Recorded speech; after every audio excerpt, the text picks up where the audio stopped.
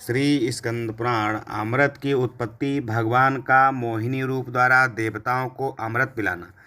शिव के द्वारा राहु से चंद्रमा की रक्षा तथा शिव के लिए दीपदान, रुद्राक्ष धारण और विभूति धारण का महात्म्य। लोमस जी कहते हैं, तदनंतर लक्ष्मी जी के साथ परमानंदमय भगवान विष्णु को प्रणाम करके देवता और दैत्य पुनः अमृत के लिए समुद्र मथने लगे। उस समय समुद्र से महायशस्वी धन्वंतरि जी प्रकट हुए। उनकी तरुण अवस्था थी तथा वे द्वितीय शंकर की भांति मृत्यु पर विजय पा चुके थे। उन्होंने अपने दोनों हाथों में अमृत से भरा हुआ कलश ले रखा था। देवता जब तक उनके मनोहर स्वरूप का दर्शन करने में लगे थे, तब तक बृहस्पति दैत्य ने बलपूर्वक उनके हाथ का कलश छीन लिया। इस प्रकार उस सुधापूर्ण कलश को लेकर अमृतपान के लिए उत्सुक हुए दैत्य पाताल लोक में चले आए। जब पीछे पीछे देवता भी वहां आए, तब राजा बलि ने उनसे कहा, देवताओं, तुम सब लोग तो रत्नमय सामग्रियां पाकर कृतार्थ हो चुके हो। हमने तो केवल इस अमृत को ही पाकर संतोष किया है। अब तुम लोग प्रसन्नतापूर्वक शीघ्र यहाँ से स्वर्गलोक को चले जाओ। राजा बलि द्वारा इस प्रकार फटकारे जाने पर संपूर्ण देवता भगवान नारायण के समीप गए। भगवान ने देखा देवताओं का मनोरथ भंग हो चुका है। तब उन्होंने अपनी वाणी से आश्वासन देते हुए कहा कि देवताओं, डरो मत। मैं योग माया के प्रभाव से दानवों को मोहित करके तुम्हारे लिए अमृत ले आऊँगा। यूँ कहकर अनाथों को शरण देने वाले भगवान विष्णु ने सब देवताओं को वहीं ठहराकर मोहिनी रूप धारण किया। इधर दैत्य आपस में ही रोषपूर्ण बातें कर रहे थे। उनमें अमृत के लिए परस्पर विवाद छिड़ गया था। इसी समय मोहिनी देवी वहां आईं। संपूर्ण प्राणियों के मन को मोह लेने वाली उस युवती को देखकर दैत्य लोग आश्चर्यचकित हो उठे और प्यासी आंखों से उसकी ओर देखने लगे। राजा बलि ने कहा कि महाभागे, मेरी एक बात मानो।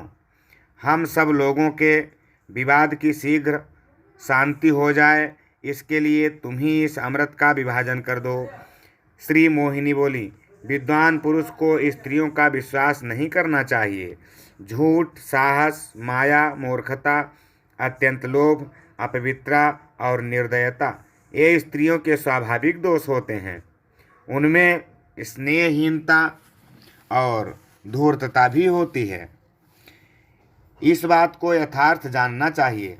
जैसे पक्षियों में कौवा और शिकारी जीवों में सियार धूर्त हैं, वैसे ही मनुष्य में स्त्री सदा धूर्त होती है। यह बात बुद्धिमान पुरुषों को भली भांति समझ लेनी चाहिए।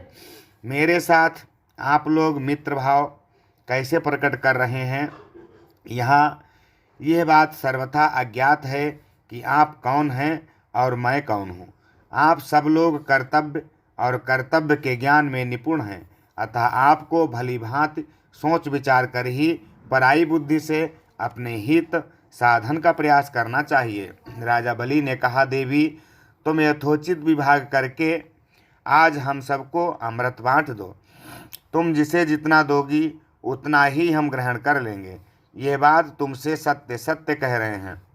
राजा बलि के यों कहने पर सर्वमंगला महादेवी मोहिनी दैत्यों को लौकिकी गति का दर्शन कराती हुई सी बोली, श्रेष्ठ असुरगण, आप लोग किसी अनिर्वचनीय दैव की सहायता से अपने कार्य में सफल हुए हैं, अतः अमृत का अधिवासन करें। इसे घर के भीतर सुरक्षित रूप से रख दें। आज व्रती रहकर कल सवेरे अमृत का पारण करें। बुद्धिमान पुरुष को उचित है कि वह अपने न्यायपूर्वक अपार्जित धन का 10वां भाग ईश्वर की प्रसन्नता के लिए किसी सत्कर्म में लगावें। दैत्यगण योगमाया से मोहित हो चुके थे। वे अधिक समझदार भी नहीं थे, अतः मोहिनी देवी ने जो कुछ कहा उसे ठीक मानकर उन्होंने सब वैसा ही किया। रात को सबने बड़ी प्रसन्नता के साथ जागरण किया और उषा काल आते ही प्रातः स्नान किया। समस्त आवश्यक कृत्य पूरा करके बलि आदि असुर अमृत पान करने के लिए आए। और क्रमशः पंगत लगाकर बैठ गए। बलि, बृहस्पर्वा, नमुच, शंख, बुद्बुद, सुदंष्ट, संघ्राद, कालनेमि, विभीषण, वातापि, इलवल, कुंभ, निकुंभ, प्रघस, सुंद, उपसुंद, निशुंभ, शुंभ तथा असान्य दैत्य तथा अन्यान्य दैत्य, दानव एवं राक्षस क्रमशः पंक्ति लगाकर बैठे। उस समय मोहिनी देवी हाथ में सुधा कलश लिए अपनी उत्तम कांति से बड़ी शोभा पा रही थीं। इसी समय संपूर्ण देवता भी हाथों में भोजन पात्र लिए असुरों के समीप आए। उन्हें देखकर मोहिनी देवी ने असुरों से कहा, इन्हें आप लोग अपने अतिथि समझें। ये धर्म को ही सर्वस्व मानकर उसका साधन करने वाले हैं। इनके लिए यथाशक्ति दान देना चाहिए। जो लोग अपनी शक्ति के अनुसार दूसरों का उपकार करते हैं उन्हें ही धन्य मानना चाहिए। वे ही संपूर्ण जगत के रक्षक तथा परम पवित्र हैं। जो केवल अपना ही पेट भरने के लिए उद्योग करते हैं वे क्लेश के भागी होते हैं। मोहिनी देवी के यों कहने पर असुरों ने इंद्रादि देवताओं को भी अमृत पीने के लिए बुलाया। तब सभी देवता सुधापान के लिए वहां बैठे। उनके बैठ जाने पर संपूर्ण धर्मों को जानने वाली तथा देवताओं का स्वार्थ सिद्ध करने वाली मोहिनी देवी ने यह उत्तम बात कही। वैदिकी श्रुति कहती हैं कि सबसे पहले अतिथियों का सत्कार होना चाहिए। अब आप ही लोग बतावें, महाभाग, राजा बलि आदि स्वयं कहें, मैं पहले किनको अमृत परोसूं? बलि ने उत्तर दिया, देवी तुम्हारी जैसी रुचि हो वैसा ही करो। पवित्र आत्मा राजा बलि द्वारा इस प्रकार सम्मान दिए जाने पर मोहिनी देवी ने परोसने के लिए अमृत का कलश हाथ में उठा लिया और पहले देवताओं के समुदाय को ही शीघ्रतापूर्वक अमृत देना प्रारंभ किया। मोहिनी देवी अपने सुधा सदृश हास रसामृत की ही भांति उस अमृत रस को भी देवताओं के आगे बारंबार उड़े लेने लगी। उनके दिए हुए सुधारस को संपूर्ण देवताओं, देवेश्वरों, लोकपालों, गंधर्वों, यक्षों और अप्सराओं ने खूब छक्कर पिया। उस समय राहु नामक दैत्य अमृत पीने के लिए देवताओं की पंक्ति में जा बैठा। उसने ज्यों ही अमृत पीने की इच्छा की, सूर्य और चंद्रमा ने अमित तेजस्वी भगवान विष्णु को इसकी सूचना दे दी। तब भगवान ने विकृत एवं विकराल शरीर वाले राहु का मस्तक काट डाला।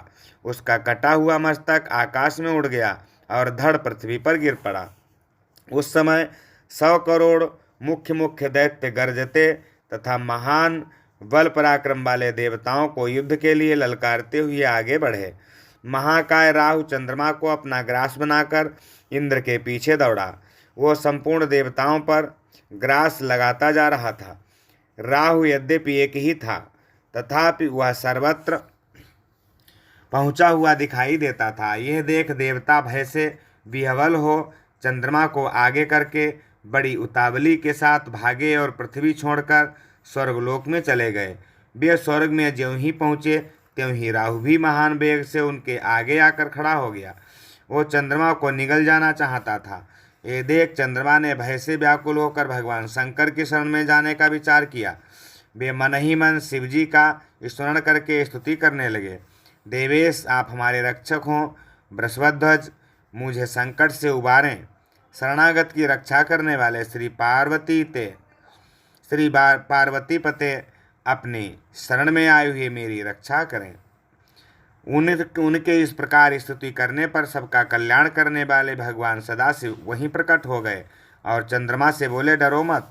यूँ कहकर उन्होंने चंद्रमा को अपने जटाजूट के ऊपर रख लिया। तब से चंद्रमा उनके मस्तक पर श्वेत कमल पुष्प की भांति शोभा पा रहे हैं। चंद्रमा की रक्षा होने के पश्चात राहु भी वहां आ पहुंचा और भगवान शिव की स्तुति करने लगा। शांत स्वरूप भगवान शिव को नमस्कार है। आप ही ब्रह्म और परमात्मा हैं, आपको नमस्कार है। लिंग रूपधारी महादेव जगतपते, मैं आपको नमस्कार करता हूँ। आप संपूर्ण भूतों के निवास स्थान, दिव्य प्रकाश स्वरूप तथा सब भूतों के पालक हैं। आपको नमस्कार है महादेव। आप समस्त जगत की आनंद आनंद प्राप्ति के कारण है, आपको प्रणाम है। मेरा भक्ष चंद्रमा इस समय आपके समीप आया है, उसे कृपया आप छोड़ दीजिए। राहु की इस प्रार्थना से भगवान सोमनाथ बहुत संतुष्ट हुए और उन्होंने राहु से इस प्रकार कहा कि मैं संपूर्ण भूतों का आश्रय हूँ, देवता और असुर सबको मैं प्रिय हूँ। भगवान शिव के यह कहने पर राहु भी उन्हें प्रणाम करके उनके मस्तक में स्थित हो गया। तब चंद्रमा ने भय के मारे अमृत का स्राव किया। उस अमृत के संपर्क से राहु के अनेक सिर प्रकट हो गए। भगवान शंकर ने उन सबको देखा। देव कार्य की सिद्धि के लिए उन्होंने राहु के मुंडों की माला बना ली। जो भगवान शिव के ऊपर सुशोभित दूसरों द्वारा चढ़ाई हुई पूजा सामग्री देखकर संतोष प्राप्त करता है, वो श्रेष्ठ लोकों में जाता है। जो कार्तिक मास की रात्रि में श्रद्धापूर्वक शिवजी के समीप दीपमाला समर्पित करता है, उसके चढ़ाए हुए वे दीप शिवलिंग के सामने जितने समय तक जलते हैं, उतने हजार युगों तक दाता स्वर्गलोक में प्रतिष्ठित होता है।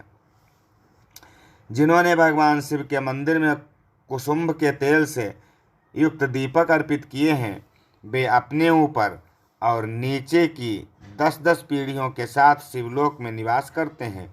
दीपदान के फल से वे ज्ञानी होते हैं। जो कपूर अगर और धूप से भगवान सदाशिव की पूजा करते हैं और प्रतिदिन कपूर की आरती उतारते हैं, वे सायुज्य मुक्ति को प्राप्त होते हैं। जो दान के समय, तपस्या में, तीर्थ में और पर्व काल में आलस्य छोड़कर रुद्राक्ष धारण पूर्वक शिव की पूजा करते हैं, उनका पुण्य अक्षय होता है। द्विजवरों, भगवान शिव ने जिन रुद्राक्षों का वर्णन किया है उसे आप लोग सुने। रुद्राक्ष एक मुख से लेकर 16 मुख के होते हैं। उनमें से पंचमुख तथा एक मुख, ये 2 प्रकार के रुद्राक्ष मनुष्यों द्वारा धारण करने योग्य एवं श्रेष्ठ समझने चाहिए। जो प्रतिदिन एक मुख रुद्राक्ष धारण करते हैं, उन मनुष्यों को जीवन मुक्त जानना चाहिए। जो प्रतिदिन पंचमुख रुद्राक्ष धारण करता है, वो रुद्रलोक में जाता है और उन्हीं के साथ आनंद का भागी होता है। जप तप क्रिया योग स्नान और देव पूजा आदि जो भी शुभ कार्य किया जाता है, वो रुद्राक्ष धारण से अनंत फल देने वाला हो जाता है। जो मंत्र पूत विभूति से अपने ललाट में त्रिपुंड धारण करते हैं, वे रुद्रलोक में रुद्र होंगे। कपिला गाय के गोबर को भूमि पर गिरने से पहले ही हाथ पर ले लें और उसे सुखाकर विभूति के लिए संग्रह करें। विभूति सब पापों का नाश करने वाली बताई जा गई है।